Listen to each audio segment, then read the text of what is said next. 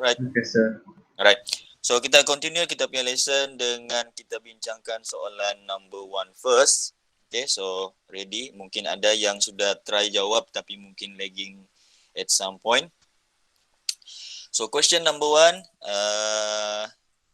okay, saya mula. A jet plane has a takeoff speed of V equal to 75 meter per second. So ini adalah dia punya takeoff speed and can move along the runway at an average acceleration of 1.3 meter per second square. If the length of the runway is 2.5 kilometers, will the plane be able to use this runway safely? Defend your answer. So ini adalah contoh soalan daripada soalan exam. So soalan ini minta kamu bukan sekadar kamu bagi tahu jawapan akhir dan kamu kena bagi tahu juga apa yang berlaku. Okay? So sama juga macam solution yang saya tunjukkan pada kita punya video. So untuk soalan berkaitan dengan kinematics ni saya lebih suka kalau saya transfer soalan itu kepada bentuk diagram. Okay? So di sini kita akan lukis satu runway. Okay, so saya akan lukis simple sajalah. So dia akan jadi satu garis lurus. So this is your runway. So of course kita akan add 2 points. Satu point di mana dia akan start. So di sini kita letakkan sebagai point di mana dia akan start. Which means kita punya flight ataupun jet plane akan start di sini. Dan di hujung sini adalah kita punya penghujung runway. Okay, so kita tahu bahawa kalau flight tu dia akan start dekat satu point, dia akan accelerate sampai dekat hujung runway dia akan terbang lah ataupun dia akan take off. Baik, kalau kita ambil daripada soalan, kita try untuk ambilkan info. Disebut has take off speed of V equal to 75 meter per second. Now, V 75 meter per second ini bukanlah kita punya V di hujung runway, tidak. Okay, sebenarnya 75 meter per second itu ialah kita punya condition. Dengan arti kata lain, 75 meter per second ini ialah kalau kita punya jet plane, kan dia bergerak daripada hujung sini, dia bergerak sampai hujung sini. Kalau sampai hujung sini dia 75 meter per second, then dia boleh take off. What happen kalau dekat sini dia punya speed itu adalah 70 meter per second dan dia tidak boleh take off. So which means 75 meter per second ini ialah kita punya minimum value of speed untuk kita punya flight boleh take off. Kurang daripada 75 dia tidak boleh take off lah. So sini saya letakkan dia punya condition. So condition untuk dia take off mestilah sama dengan ataupun lebih besar daripada 75 meter per second. Okay.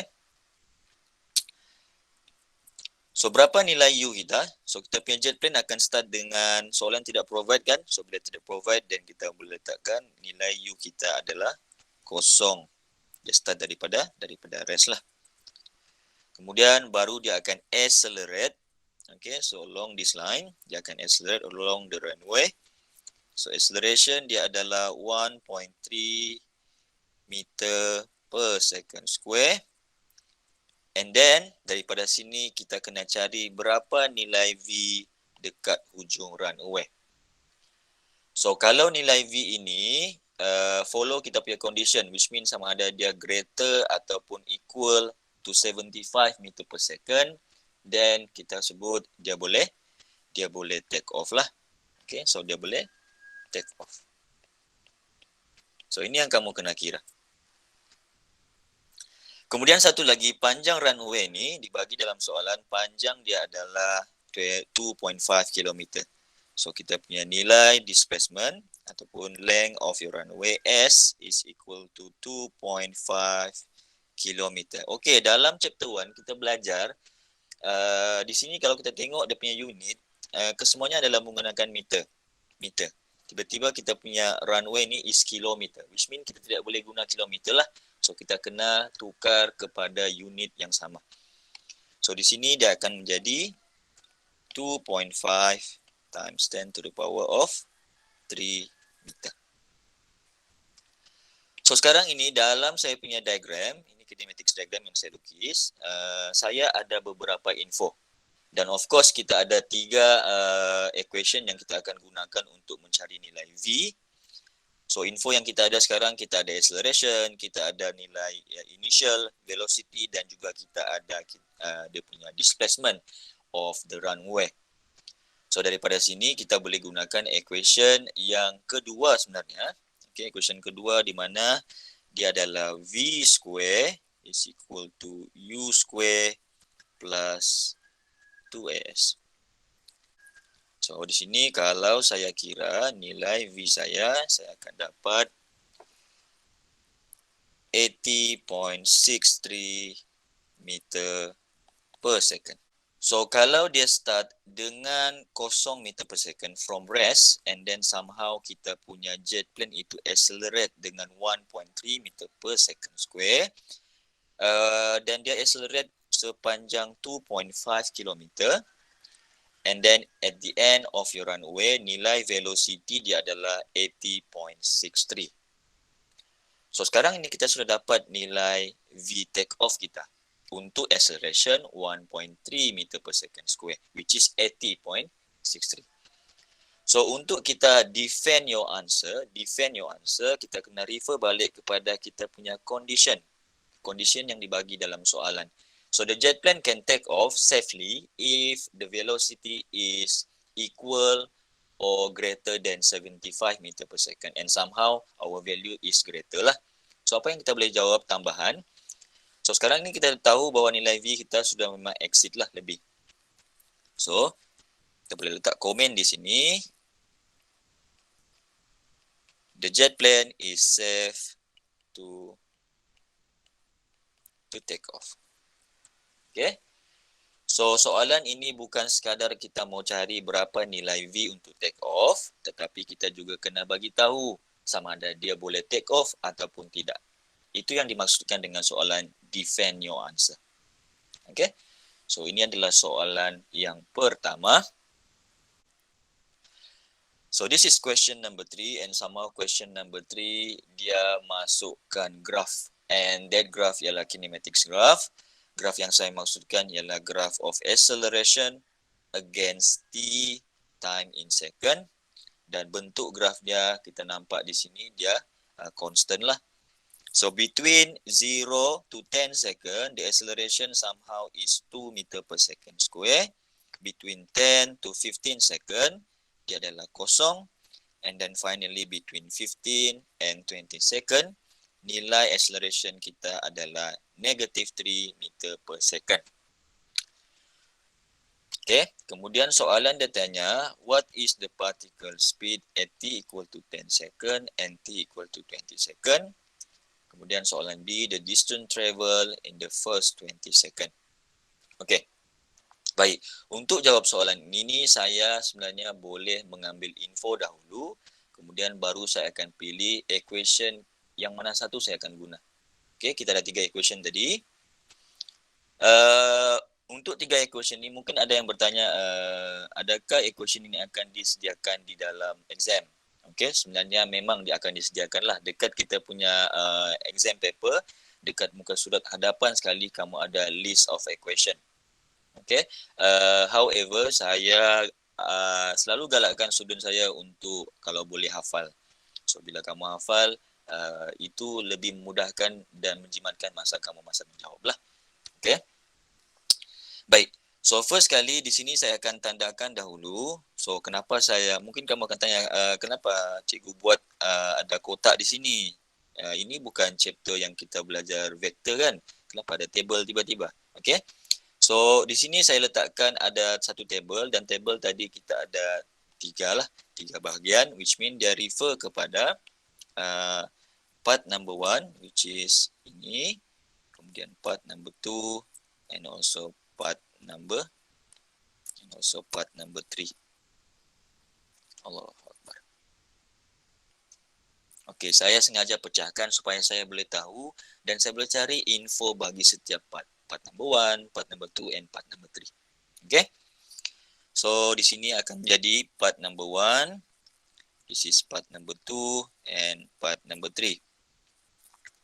So part number 1 dia start daripada 0 kepada 10 second, part number 2 from 10 second to 15 second, and part number 3 from 15 to 20. So kita boleh keep track lah masa kita.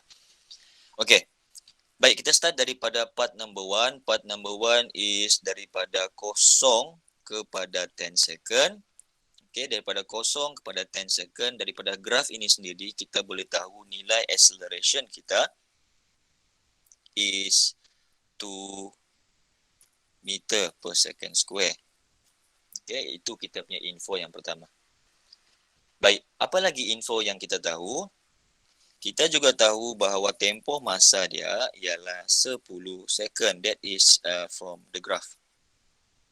Okay, selain daripada tu, dia sebut juga dia start from rest. Dia start from rest. Bermaksud bila dia rest, nilai kita punya initial velocity adalah 0 meter per second. Alright, so saya start sudah dan saya ada dia punya value. So saya ada A, saya ada T, saya ada V. Ada U. Soalan A tanya, what is the speed at T equal to 10 second? So which mean kita mau cari nilai V sebenarnya dalam soalan ini. So berapa nilai V dia? Okay, so kita boleh recall balik, kita ada 3 equation. So equation mana yang kita akan guna? Kalau kita tengok kepada info yang kita ada sekarang, kita boleh gunakan equation yang pertama, which is V is equal to U plus AT. So V di sini yang kita mau cari is equal to U is 0 plus your acceleration is somehow 2 meter per second square, and then your time given as 10 second. So nilai V untuk the first 10 second ataupun at 10 second, it will be 20 meter per second. Okay, so saya selesaikan yang first part dahulu, which is between 0 and 10 second, and then baru saya boleh sambung dengan part number 2. Okay. Now, dekat part number 2, dia punya period adalah between 10 second to 15 second. And then somehow dia menjadi kosong. Acceleration kita kosong. Now, kalau acceleration itu kosong, bermaksud kita punya velocity constant. Velocity kita constant bermaksud initial dan juga final adalah sama.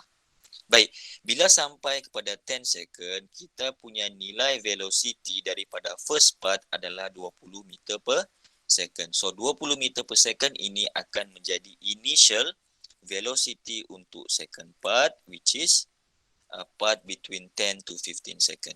So, U dia adalah 20 meter per second. Nilai acceleration kita, okay, nilai acceleration kita di sini tadi daripada graf adalah 0 meter per second square. And then what is your time?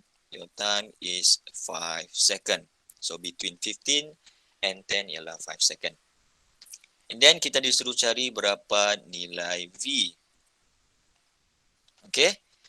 So since kita punya acceleration itu constant. Okay. Constant. Bermaksud nilai U dengan V sepatutnya samalah. Okay. Dan ini kita boleh buktikan dengan calculation.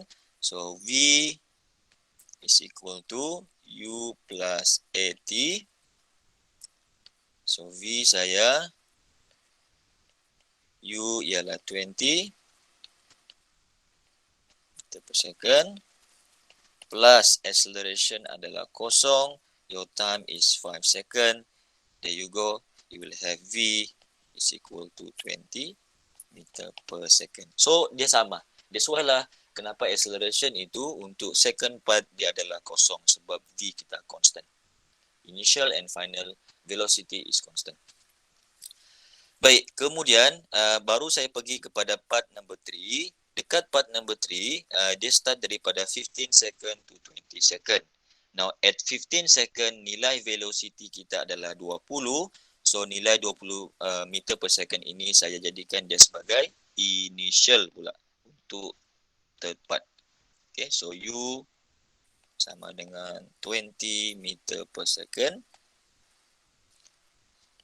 Kemudian kita ada nilai acceleration. Nilai acceleration daripada graf untuk third part ialah -3. So saya masukkan dia -3 meter per second square. And then kita punya masa between 15 to 20 second. T kita adalah 5 second.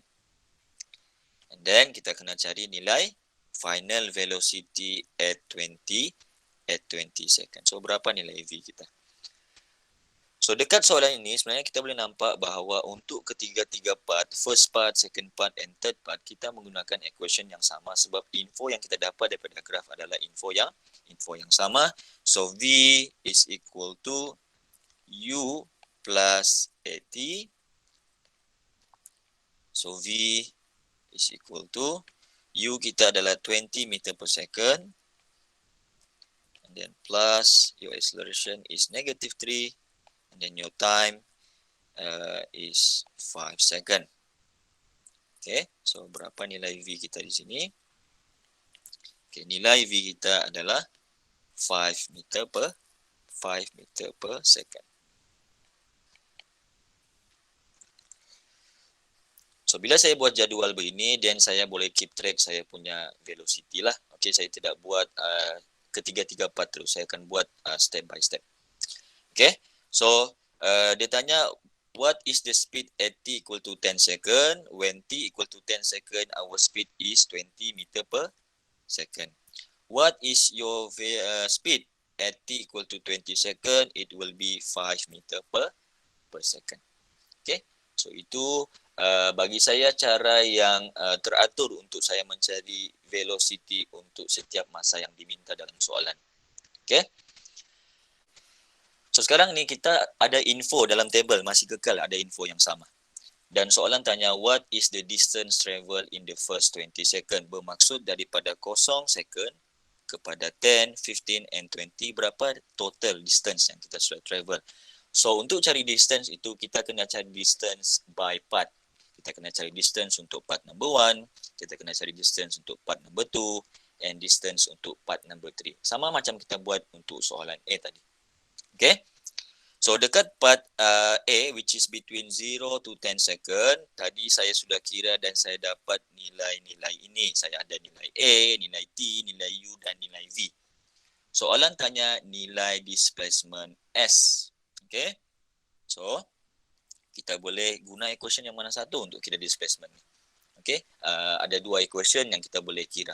Sama ada equation number 2 ataupun equation number 3. So kita guna equation yang terakhir, equation S is equal to UT plus 1 over 2 AT square. Okay, so kita masukkan value.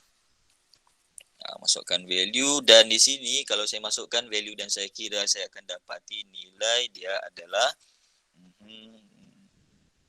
so saya akan dapat 100 meter.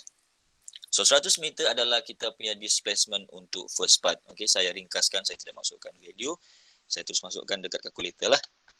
Kemudian untuk yang second part, saya gunakan equation yang sama juga untuk cari displacement. S is equal to UT 1 over 2 AT square. Sini saya buat, jangan ikut dah. Sepatutnya kamu kena masukkan value. Kalau dalam exam, dia ada markah bila kamu masukkan value. Kita panggil sebagai markah gantian. So jangan daripada kita punya equation kamu skip terus kepada final answer. Kalau boleh tidak, kalau boleh janganlah. Okay, so kamu masukkan value, cuma saya buat ringkasan di sini. Okay, so berapa nilai kita punya displacement untuk second part from 10 second to 15 second? Okay, di sini kita akan dapat juga 100 meter. Okay, so second part pun kita akan dapat. Kemudian the third part, yang last part sekali, daripada 15 second to 20 second. So gunakan equation yang sama. So kamu kena pandai juga memilih equation. Macam tadi sebenarnya saya boleh dapatkan jawapan menggunakan V square equal to U square plus 2AS. So yang terakhir, berapa nilai kita punya displacement? Displacement bila kita masukkan di sini, kita akan dapat nilai dia adalah 62.5 meter. So, kita ada 3 part dan setiap part akan bagi kita displacement. So, bila soalan tanya berapa distance untuk travel by 20 meter per 20 second. So, kita akan tambah ketiga-tiga part. That's why jawapan akhir kita akan dapat nilai total distance itu ialah S sama dengan 262.5 meter. So, itu dia punya final answer. Okay, question number 4. This is the only question yang saya ambil daripada free fall motion. Kenapa saya ambil soalan nombor 4? Sebab soalan nombor 4 ini soalan dia boleh cover. Okay, jawapan ataupun kaedah yang kamu gunakan untuk soalan-soalan yang seterusnya. Baik, soalan dia sebut, a ball is thrown vertically upward with speed of 25 meter per second. Okay. So sekarang ni kita ada satu bola. Bola itu kita baling dia secara vertikal. Maksudnya dia tegak ke atas lah. Okay. So kita ada bola. Dan kita akan baling dia secara vertikal. So, kita akan baling dia ke atas lah. Okay.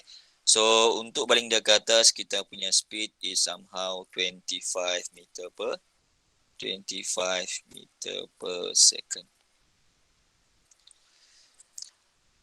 How high does it rise? Okay, ni soalan A. Okay, soalan A tanya berapa tinggi dia akan pergilah. Okay, soalan A. Berapa tinggi? Maksud dia ialah soalan ini tanya pasal maximum height sebenarnya. So, kita punya bola dia akan continue, dia akan naik. So, dia akan naik. And then sampai satu point, dia akan reach yang kita panggil sebagai maximum height. Dan dekat maximum height ini, kita tahu syarat dia ataupun condition dia, kita punya nilai velocity akan menjadi kosong.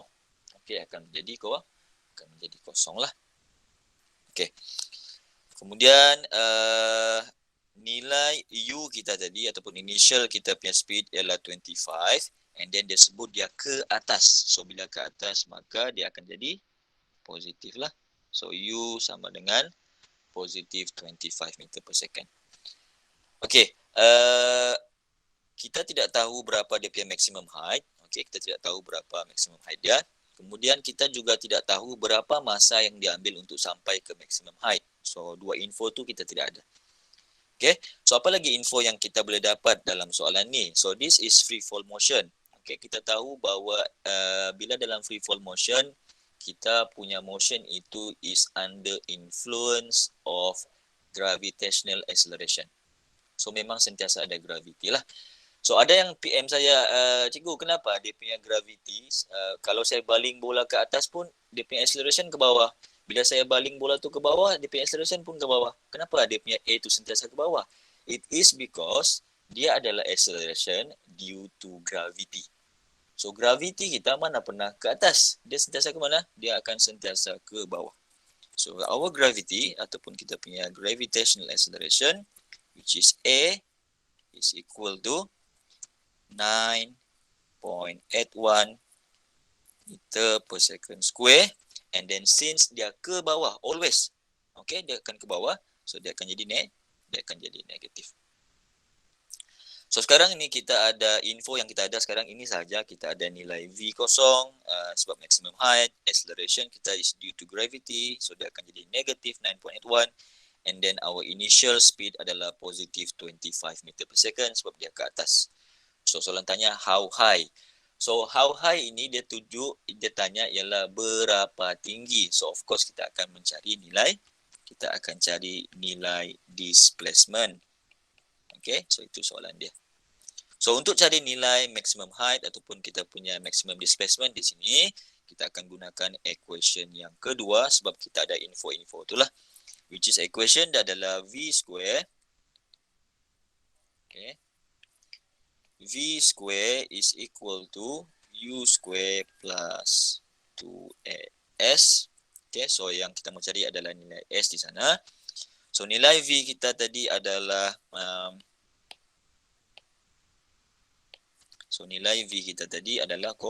kosong, maximum height. And then U kita adalah positive 25. Saya masukkan sign juga. And then plus 2 acceleration adalah negative 9.81. Ini kena masukkan dia punya sign jugalah. And then kita mau cari nilai displacement of your maximum height. So S dalam soalan ini kita akan dapat 31.86 meter. Okay. So kita akan dapat 31.86 meter. So this 31.86 meter actually kita punya maximum height lah.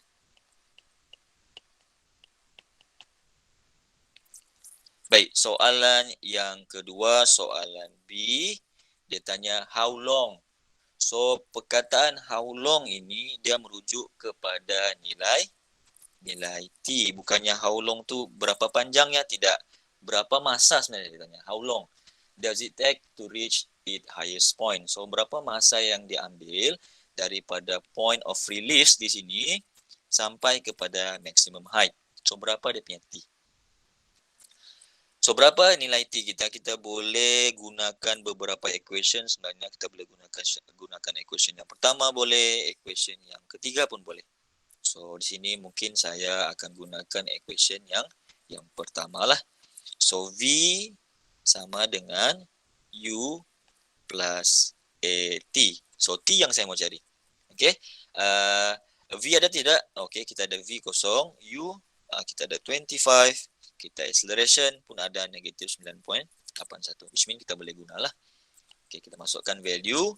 Nilai V kosong. Nilai U is positive 25. Okay. Plus and then kita punya acceleration is gravitational acceleration. Negative 9.81. And then value yang kita mau cari adalah nilai T. Okay. So nilai T bila kita kira, kita akan dapat 2.55 second. Okay. So kena masukkan sign. Okay, kalau kamu tidak masukkan sign, kamu tidak masukkan dia positif, kamu tidak masukkan negatif, and then bila kamu kira, kamu akan dapati nilai T kamu akan dapat negatif. So bila T itu jadi negatif, bermaksud di situ dia sudah bagi kamu hint. Bila kamu kira T kamu negatif, mana boleh T kita negatif? T is always positive. So bila T itu negatif, bermaksud ada info kamu yang salah. Itu kena take note.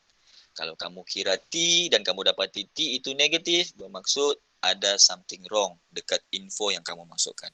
Mungkin kamu terlupa masukkan sign. Okay? Baik. So, kita dapat masa yang diambil daripada point of release di sebelah bawah sini sampai kepada maximum height is 2.55 second. Okay? So, how long does the ball take to hit the ground after it reach the highest point? Okay. Tadi untuk dia naik ke atas, daripada point sini, dia naik ke atas, dia ambil masa sebanyak 2.55 second. Okay, daripada point di sini sampai ke maximum height ialah 2.55 second. So, berapa pula masa untuk dia daripada maximum height turun balik ke point yang sama? So, berapa masa dia? So, masa dia simply samalah. Sebab alasan dia ialah dia pergi sampai maximum height dan dia turun daripada maximum height kepada point yang sama. Dia punya jarak itu sama. So, bila jarak dia sama, then your T akan jadi sama jugalah. So, T untuk dia drop daripada maximum height kepada point di mana dia release tadi akan sama juga, which is dia akan jadi 2.55 second. So, ini saya tidak perlu kira lah. Okay. Kemudian soalan D. What is the velocity when it returns to the level from which it start? Okay. So, bila disebut velocity when it returns, bermaksud dia start daripada mana? Dia start daripada maximum height. So, soalan di ialah kita punya motion sekarang ke arah bawah sudah. So di sini saya boleh edit. So saya tidak perlukan yang initial tadi. Saya boleh padam. Okay. Boleh padam. So dia akan start daripada maximum height. So di sini kita letakkan kita punya. Okay. Dan dia akan drop sampai kepada point di sini. Dan soalan tanya berapa nilai kita punya velocity di sini. Okey, bila maximum height, kita tahu dia akan momentarily stop. Dia bukan stop terus dia stop sekejap, sangat-sangat sekejap. So di sini kita boleh letak kita punya nilai u. Okey, kita boleh letak nilai u kita adalah 0 meter per second. Kemudian dia akan continue drop sampai dia reach point of release tadi. Dan soalan tanya berapa nilai V semasa dia sampai kepada point of release lah, which it start. So berapa nilai V? Itu soalan dia. Baik. So macam mana kita mau cari nilai V? Kita tengok balik info yang kita ada. Nilai U kita ada, nilai acceleration kita ada, nilai V yang kita mau cari. Okey. Macam kurang, ada yang kurang untuk mencari nilai V. Kita perlukan nilai T. So saya boleh gunakan equation yang pertama, which is V sama dengan U plus AT. So V nilai yang saya mau cari. Okay. So V adalah value yang saya mau cari. Nilai U saya starting daripada maximum point adalah 0 plus acceleration. Gravity sentiasa negatif, sentiasa ke bawah. So dia akan jadi negative 9.81. Okay. Berapa pula nilai T? Now, since our motion start daripada maximum height sampai kepada point of release, dia adalah masa yang kita jawab daripada soalan C tadi, which is 2.55 second. So, saya boleh masukkan nilai masa ini, which is 2.55 second. So, nilai V saya, bila saya kira, saya akan dapat dia adalah negative 25.02 meter per second. Okey, bila kita tengok pada jawapan akhir untuk nilai V ini, nilai V dia sekarang adalah nilai 25.02 dan kita ada negatif. Okey, negatif ni untuk apa sebenarnya? Negatif ini untuk tunjukkan bahawa kalau tengok pada lukisan kita tadi, lukisan yang ini, kita akan nampak bahawa dia ke bawah. So based on our axis of direction, kalau dia ke bawah, of course dia akan jadi negatif. That's why lah kenapa jawapan akhir kita dapat negative 25.02 meter per second. Okay. So dengan contoh dan soalan question 4D tadi, saya rasa itu saja untuk kita punya session pada kali ini. Don't worry, session ini saya sudah pun record. For those yang mungkin terlepas ataupun saya terlalu laju, kamu boleh refer balik kepada kita punya YouTube. Ataupun kalau kamu rasa kamu ada masalah dan perlukan consultation ataupun perlukan saya punya pertolongan, dan kamu boleh PM saya pada bila-bila masa.